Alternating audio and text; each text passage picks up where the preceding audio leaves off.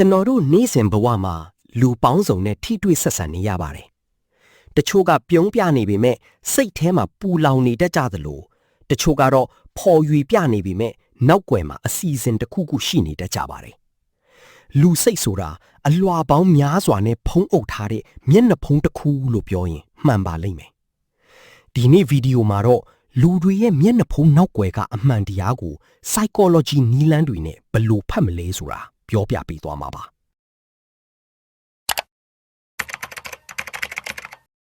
ကျွန်တော်တို့တစ်ခါလောက်တော့တွေးဘူးကြမှာပါ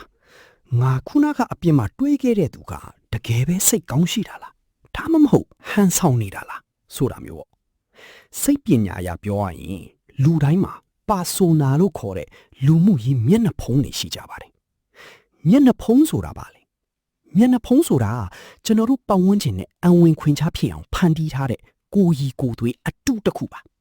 ဥပမာတင်ကအလုတ်ထဲမှာအရန်စီကန်းကြီးတဲ့မန်နေဂျာတယောက်ဖြစ်ချင်ဖြစ်မယ်ဒါပေမဲ့အိမ်ပြန်ရောက်ရင်တော့ကလေးနဲ့အတူစော်ကစားတတ်တဲ့ဖခင်တယောက်ဖြစ်နေတတ်ပါတယ်ဒါကလူမှုပတ်ဝန်းကျင်အလိုက်တတ်ဆင်ရတဲ့မျက်နှာဖုံးတွေပါပဲဘာကြောင့်မျက်နှာဖုံးတက်ကြတာလဲ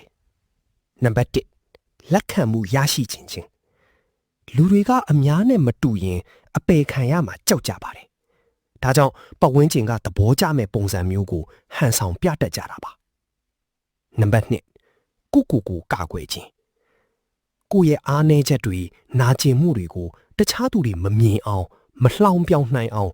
ငါအဆင်ပြေပါတယ်ဆိုတဲ့မျက်နှာဖုံးနောက်မှာပုံနေတတ်ကြပါတယ်နံပါတ်3အကျိုးအမြတ်အတွက်အသုံးချခြင်း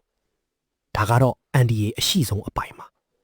တချို့ကကိုလိုချင်တာကိုရဖို့အတွက်ဖော်ရွေတဲ့မျက်နှာဖုံးတနာစရာကောင်းတဲ့မျက်နှာဖုံးတွေကိုတမင်တကာတက်ဆင်ပြီးလှည့်ဖြာတတ်ကြပါတယ်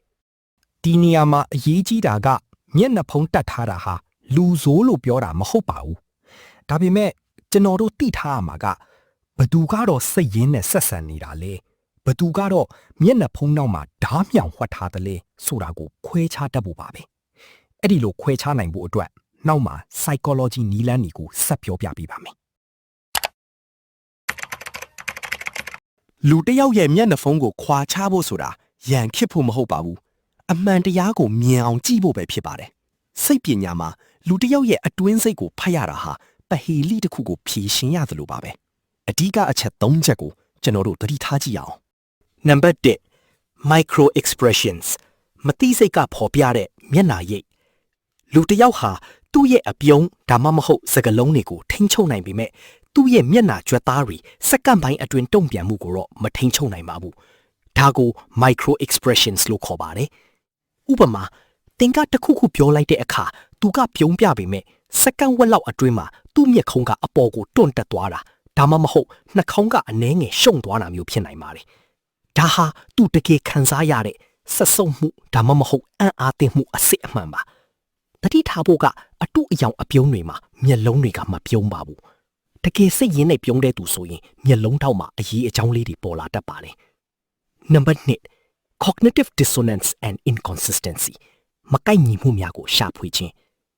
psychology ရဲ့အခြေခံ theory တစ်ခုကလူတွေဟာသူတို့ခံစားရတာနဲ့လောက်ရမကိုက်ညီရင်စိတ်ထဲမှာနေမထီထိုင်မသာဖြစ်တတ်ကြပါတယ်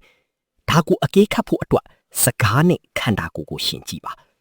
ဥပမာတယောက်ယောက်ကတင့်ကိုချီးကျူးနေပေမဲ့သူ့ရဲ့လက်နှစ်ဖက်ကရင်ဘတ်မှာပိုက်ထားတယ်ခြေထောက်ကတင့်စီကနေထွက်ခွာတော့မဲ့ပုံစံမျိုးလှည့်နေတယ်ဆိုရင်အဲ့ဒီလူဟာတင့်အနားမှာရှိနေရတာကိုစိတ်မတတ်မတာဖြစ်နေတာသိချပါတယ်စကားပြောနေရင်နှာခေါင်းကိုခဏခဏပုတ်တာလေပင်ကိုထိတာဒါမှမဟုတ်မျက်လုံးချင်းမဆိုင်ပဲရှောင်နေတာတွေကအမှန်တရားကိုဖုံးကွယ်ဖို့ကြိုးစားနေတဲ့လက္ခဏာတွေဖြစ်နိုင်ပါတယ်နံပါတ်3 stress response ဖိအားအောက်ကတုံ့ပြန်မှုလူတစ်ယောက်ရဲ့မျက်နှာဖုံးကတာမန်အချိန်မှာအယမ်းခိုင်မာပါတယ်ဒါပေမဲ့ဖိအားတစ်ခုခုအောက်ရောက်တဲ့အခါအဲ့ဒီမျက်နှာဖုံးကအလိုလိုပြုတ်ကျသွားတတ်ပါတယ်အကဲခတ်နီးကသူ့ကိုမမျှော်လင့်ထားတဲ့မေးခွန်းတစ်ခုမေးကြည့်ပါအမှန်အတိုင်းပြောတဲ့သူကချက်ချင်းဖြေနိုင်ပေမဲ့မျက်နှာဖုံးတတ်ထားတဲ့သူကတော့သူ့ရဲ့ဇလန်းဆက်အောင်အုံနောက်ကအလုပ်လုပ်ရတဲ့အတွက်ခဏတာ pause ဖြစ်သွားတတ်ပါတယ်နောက်တစ်ခုက observation in neutrality ပါသူနဲ့ဘာမှမဆိုင်တဲ့ပြဿနာတစ်ခုဥပမာလမ်းဘေးမှာရမ်းဖြစ်နေတာမျိုးဒါမှမဟုတ်တခြားသူတစ်ယောက်အမှားလုပ်မိတာမျိုးအပေါ်သူဘလို့တုံ့ပြန်တယ်လေဆိုတာကြည့်ပါအဲ့ဒီအချိန်မှာပြတဲ့သူ့ရဲ့စိတ်နေစိတ်ထားကသူ့ရဲ့စရိုက်အစ်စ်ပါပဲဒ ဒီလို psychology နည်းလမ်းတွေကိုသုံးတဲ့အခါတတိထားရမှာကတစ်ချက်တည်းနဲ့ဆုံးဖြတ်လို့မရဘူးဆိုတာပါပဲအချက်အလက်တွေအများကြီးစုမိတဲ့အခါမှာသာဒီလူဟာမျက်နှာဖုံးတက်ထားသလားဆိုတာကိုကျွန်တော်တို့တိတိကျကျသိနိုင်မှာဖြစ်ပါတယ်လူတွေရဲ့မျက်နှာဖုံးနောက်ွယ်ကအမှန်တရားကိုမြင်အောင်ကြည့်တတ်သွားပြီဆိုရင်ငါအခုဘာဆက်လုပ်ရမလဲဆိုတဲ့မိကုံးကအရေးကြီးဆုံးဖြစ်လာပါတယ်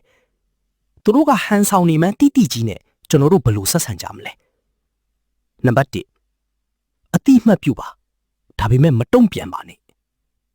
လူတစ်ယောက်ကတင့်အပေါ်မယိုးသားဘူးဒါမှမဟုတ်မျက်နှာဖုံးတက်ထားတယ်လို့ခံစားရရင်ချက်ချင်းသွားပြီးမင်းဟန်ဆောင်နေတာငါတိတယ်လို့ထိတ်တိုက်ရင်ဆိုင်ဖို့မလိုပါဘူးအဲ့ဒီစားသူ့ရဲ့အပြုအမူကိုသတိထားလိုက်ပါ psychology မှာ Grey Rock Method လို့ခေါ်တဲ့နည်းလမ်းတစ်ခုရှိပါတယ်ကိုကကြောက်ခဲတစ်လုံးလို့အေးအေးဆေးဆေးနေပြလိုက်တာပါသူတို့ရဲ့မျက်နှာဖုံးကတင့်အပေါ်တက်ရောက်မှုမရှိဘူးဆိုတာသိသွားတဲ့အခါသူတို့ကသူတို့ရဲ့ကစားကွက်ကိုရက်တန့်သွားပါလိမ့်မယ်နံပါတ်2စိတ်ခံစားမှုထက်အချက်အလက်ကိုဦးစားပေးပါလက်တွေ့ဘဝမှာဖြည့်ရှင်းတဲ့အခါသူတို့ရဲ့ချိုတာတဲ့စကားလုံးတွေတော့ကိုမလိုက်ပါနဲ့သူတို့ရဲ့တသမတ်သေးဖြစ်တဲ့လောက်ရက်ကိုပဲကြည့်ပါဥပမာတယောက်ယောက်ကတင့်ကိုအမြဲကူညီချင်ပါတယ်လို့ပြောနေပေမဲ့လက်တွေ့မှာအကြောင်းပြချက်အမျိုးမျိုးနဲ့ရှောင်လွဲနေတယ်ဆိုရင်အဲ့ဒီလူရဲ့မျက်နှာဖုံးကစေရနာရှင်ဖြစ်ပေမဲ့သူ့ရဲ့အမှန်တရားကတော့တာဝန်မယူခြင်းသူပါဒါကိုသိရင်သူ့အပေါ်မျှော်လင့်ချက်တွေအများကြီးမထားတော့ပဲကို့အလုပ်ကိုဆက်လုပ်ဖို့ပဲလိုပါတယ်နံပါတ်3ကိုယ့်ရဲ့ကျမ်းမာတဲ့စီဝိုင်းကိုတိဆောက်ပါမျက်နှာဖုံးနေနဲ့ပြည့်နေတဲ့လောကထဲမှာကိုကာကွယ်ဖို့အကောင်းဆုံးနည်းလမ်းကစီးချခြင်းပါမယိုးသားတဲ့သူတွေကိုကိုယ့်ရဲ့အရေးကြီးတဲ့လျှို့ဝှက်ချက်တွေအစည်းအဝေးတွေကိုပေးမသိပါနဲ့သူတို့ရဲ့အစိတ်အတောက်ဖြစ်စေတဲ့ toxic အပြုအမူတွေကိုအားနာလို့ဆိုပြီးခွင့်မပြုပါနဲ့မျက်နှာဖုံးတက်ထားတဲ့သူတွေဟာများသောအားဖြင့်စိတ်ပိုင်းဆိုင်ရာအရအားနည်းတဲ့သူတွေကိုပြတ်မှတ်ထားတတ်တာကြောင့်ကိုယ်တိုင်ကစိတ်တက်ခိုင်မာသူ assertive person ဖြစ်အောင်ကြိုးစားပါနံပါတ်4စိတ်ရင်းမှန်တဲ့ဆက်ဆံရေးကိုတန်ဖိုးထားပါအားလုံးကိုတန်တရားမျက်လုံးနဲ့ကြည့်နေရတာကပင်ပန်းဖို့ကောင်းပါတယ်ဒါကြောင့်လက်တွေ့ဘဝမှာဖြည့်ရှင်းပြီးနောက်တစ်ခုကတော့စစ်မှန်တဲ့သူတွေကိုရှာဖွေဖို့ပါကို့အမားကိုဝန်ခံရေးသူကိုအားနည်းချက်ကိုပွင့်ပွင့်လင်းလင်းပြောပြရေးသူတွေဟာမျက်နှာဖုံးအနည်းဆုံးသူတွေပါပဲအဲ့ဒီလိုလူမျိုးတွေကိုရှာဖွေပြီးခိုင်မာတဲ့ဆက်ဆံရေးတိဆောက်ထားခြင်းကတင့်ကိုလောကရဲ့ဟန်ဆောင်မှုတွေချာမှာစိတ်အေးချမ်းမှုပြီးပါလိမ့်မယ်ဒီဗီဒီယိုကနေရရှိမဲ့အဓိကသင်ခန်းစာကတော့လူတစ်ယောက်ရဲ့မျက်နှာဖုံးကိုခွဲခြားတတ်ခြင်းဟာသူ့ကိုဝေဖန်ဖို့မဟုတ်ပဲကိုယ့်ရဲ့စိတ်ပိုင်းဆိုင်ရာလုံခြုံမှုအတွက်သာဖြစ်တယ်ဆိုတာပါလောကမှာအပြည့်အဝစစ်မှန်တဲ့သူဆိုတာရှားပါးတာကြောင့်သူတစ်ပါးရဲ့မျက်နှာဖုံးနောက်ွယ်ကအမှန်တရားကိုသိမြင်တဲ့အခါဒေါသထွက်မဲ့အစားနားလည်မှုနဲ့သာတုံ့ပြန်တင်ပါတယ်အမှန်တရားကိုမြင်နိုင်စွမ်းရှိခြင်းကတင့်ကိုအလင်းအညာတွေကနေကာကွယ်ပြီးနိုင်တယ်လို့ဘဝအတွက်တကယ်တမ်းအရေးပါတဲ့စစ်မှန်တဲ့ဆက်ဆံရေးတွေကိုပဲရွေးချယ်ပေါင်းတင်တက်လာစေမှာပါဒါအပြင်သူတစ်ပါးကိုအကဲခတ်နေုံတည်းမကပဲကိုယ်တိုင်ကရောဘလူမျက်နှာဖုံးတွေတက်ထားသလဲဆိုတာကိုတတိပြုမိဖို့ကလည်းအရေးကြီးတဲ့သင်ခန်းစာတစ်ခုဖြစ်ပါတယ်ကိုယ်တိုင်ကအားနည်းချက်တွေကိုဝန်ခံရပြီးပွင့်လင်းယူသားတဲ့သူဖြစ်လာတဲ့အခါမှာတင့်စီကိုလည်းစစ်မှန်တဲ့သူတွေသာအလိုလိုဆွဲဆောင်ပြီးသားဖြစ်လာပါလိမ့်မယ်အတူအယောင်တွေနဲ့ပြည့်နှက်နေတဲ့ဒီကဘာကြီးမှာအမှန်တရားကိုရှာဖွေနိုင်တဲ့ဉာဏ်မျက်စိရှိဖို့ကတင့်ရဲ့ဘဝခရီးလမ်းကိုပုံမူချောမွေ့စေမှာသိချပါတယ်နောက်ဆုံးအနေနဲ့မှတ်သားထားရမှာက